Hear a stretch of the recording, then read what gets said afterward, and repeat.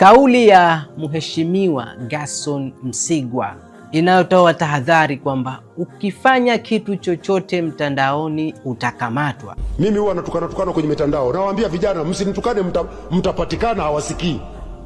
Juzi akina Fande Misimu wamekusanya mpaka sasa wanafika karibu 80. Mle ndani kuna watoto wa maskini. Wanahangaika vijana, hali hawana mbele hawana nyuma. Kisa tu kahamasishwa na mweu mmoja huko, basi na yeye ana bando la bure, kaingia hapo anatukana matusi. Utashikwa. Yaani teknolojia ilikofika, uwezi ukatukana mtandaoni afu kabaki salama. Utajulikana. Je, ina ukweli? Hili ni swali ambalo nimeulizwa na wanateknoloji wenzangu. Inawezekanaje? Na inawezekana vipi wakati nimeunganisha VPN? Mimi nimeshajificha kwenye VPN, halafu na posti video hizo, na kamatwaje?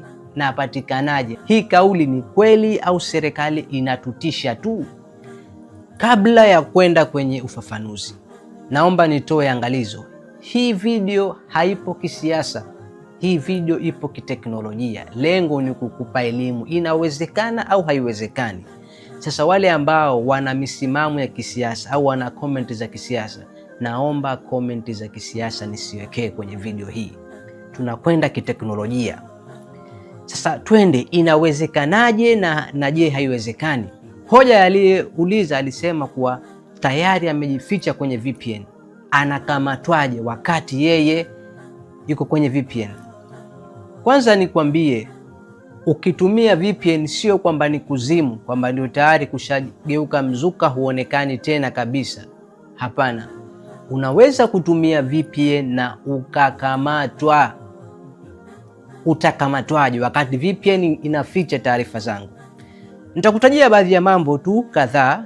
Kwa mfano, umejiunganisha na VPN, uko Marekani kilocation, IP address yako umeficha kila kitu, lakini wewe pale ulipo unatumia Facebook. Umeunganisha VPN halafu unatumia Facebook. Kitu gani kinatokea? Facebook wanaielewa akaunti yako iko Tanzania, uko wapi na uko wapi. Kwa hiyo umejificha upande mmoja, lakini upande wa pili unaonekana. Hoja inakuja kwamba utakamatwa tu. Lakini nyingine ya pili, kwenye hii mitandao kuna kitu kinaitwa cookies. Inatunza baadhi ya kumbukumbu zako. Kwa mfano, leo uliingia bila kutumia VPN, ukazunguka mtandaoni, ukafanya hivi, kesho baadaye ukaingia ukatumia VPN, ukafanya tena mambo yako. Browser inakujua kwamba huyu ni yule wa jana. Hata kama ulitumia VPN, browser ya simu yako inakujua ndio yule wa jana, kwa sababu taarifa zako za jana zilikuwemo, na leo pengine unaenda kufanya yale yana match, bado unaonekana ni yule. Ndio maana nakwambia bado unajulikana hata kama unatumia VPN, utakamatwa. Kitu kingine cha tatu, hizi browser tunazotumia Chrome au nyingine zote hizi zina vitu ndani yake. Kwa mfano, browser inakamata ile time zone. Yani ile time zone inakamatwa. Kwa hiyo browser inajua kwamba huyu mtu anatumia internet yuko wapi, kwa kulinganisha na ile time zone unaotumia.